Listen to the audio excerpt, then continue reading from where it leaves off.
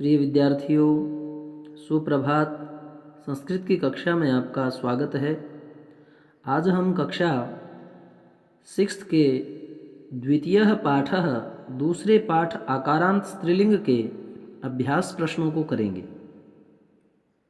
पहला जो हमारा प्रश्न है, वर्ण संयोजनम, वर्णों का संयोजन करके इकट्ठा करके पदम, उस पद को कोष्ठके लिखत, इस कोष्ठक में लिखना है, खाली जगह पर आपको राइट करना है। जैसे ये क हलंत, अब क क्या है? व्यंजन है।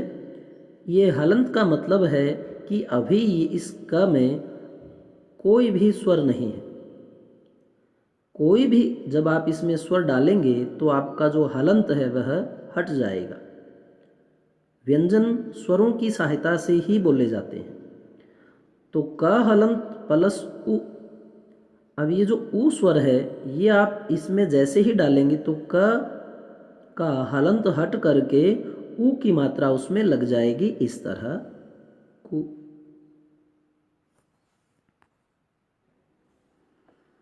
उसी प्रकार र हलंत, र व्यंजन में जब आप उ की मात्रा डालेंगे, उ स्वर को डालेंगे तो ये फिर से बन गया रू। और त हलंत को जब आप पूरा करेंगे अ से तो ये आपका बन गया तह। उसी प्रकार आगे आप यहाँ देखें कि उ जो है वो सीधा लिखा है क्योंकि उ स्वर है हमारा। द और य मिलकर के बनते हैं द्य, और य में जो है आपने आ को समाहित किया तो बना या। य में आ या, लेकिन द और य मिलके बनते हैं द्य, तो ये पूरा वर्ण बन गया आपका द्या। न हलंत में आपने ए को समाहित किया तो बना ने, उद्याने। उसी प्रकार स जो आपका है वो हलंत है लेकिन उसके सामने कोई स्वर नहीं है, तो स को आप आधा ही लिखेंगे। थ हलंत में आप आ को समाहित करेंगे तो था बनेगा। ल हलंत में इ डालेंगे तो ली बना। उसी प्रकार क हलंत में आपने आ समाहित किया तो का बना। पूरा नाम बन गया आपका स्थालिका। उसी प्रकार घ में अ को समाहित करेंगे तो घ पूरा हो गया आपका। ट में छोटी ई लगानी पड़ेगी क्योंकि ट के आगे छोटी ई है, तो ये बन गया टी। उसी प्रकार क हलंत में आपको आ समाहित करने से बना का, घटिका। स हलंत, अब इसके सामने कोई स्वर नहीं है तो स को हम आधा रख देंगे। त और र दोनों से मिलके बनता है त्र, यह आपने त्र बनाया। इसमें आपने देखा स्वर ई तो आपने ई डाला, स्त्री। ल हलंत ई तो ये बन गया ली। और ये अंग है, हम पढ़ने में क्या करते हैं, क ख ग घ अड़ा बोलते हैं जो कि अशुद्ध है। यह क ख ग घ अंग है, इसको अंग बोलते हैं। तो इसने क्या किया, अंग को यूं का यूं यहां पर लिया, या तो ये अंग ऊपर बिंदी के रूप में जाता है, या अगर आप पूरा लिखते हो तो इसके नीचे जो है आप ग हलंत में अ डाल देंगे तो ग पूरा बन गया। और ये देखिए ऊपर अंग है आधा और नीचे आपका आ गया ग हलंत सहित, तो स्त्रीलिंग है। ऊपर बिंदी लगा करके आप ग भी लिख सकते हैं, स्त्रीलिंग।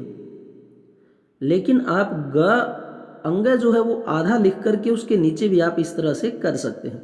ऊपर वाला जो व्यंजन होता है आपका वो आधा होता है और नीचे वाला आपको पूरा मिलेगा। उसी प्रकार म हलंत प्लस आ, मा। प में छोटे ई की मात्रा पी और क में आ, मापिका। यहां पर देखें पदा नाम वर्ण विच्छेदम प्रदर्शयत, पदों का वर्ण विच्छेद, वर्ण जो ये छोटे वर्ण हैं इनका विच्छेद करना है आपको। कोकिले में इसने क्या किया, क को हलंत करके इसकी पावर जो है स्वर की ओ अलग की। देखो को, क हलंत ओ, फिर की, क को हलंत लगाया और स्वर अलग किया की।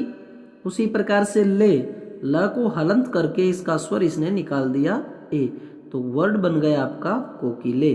उसी प्रकार से इन वर्णों को देखिए, चटके, च में हलंत लगाकर अ अलग किया। ट में हलंत लगाकर अ अलग किया। क में हलंत लगाकर ए अलग किया। धाविका, धा में ध हलंत आ, वी व हलंत इ, काहा क हलंत आहा।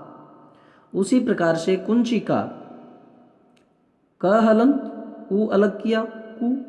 ये य जो है वो आपने इस तरह लिखा, य हलंत है, इसको आप बिंदी रूप में ऊपर भी लिख सकते हैं। यहाँ कु के ऊपर बिंदी लगा करके हम कुंचिका लिख सकते हैं। तो यहाँ देखिए य हलंत, लेकिन उसके आगे कोई स्वर नहीं है। फिर जी, ज में हलंत प्लस ई, जी। काहा, क में हलंत प्लस आहा, कुंचिकाहा।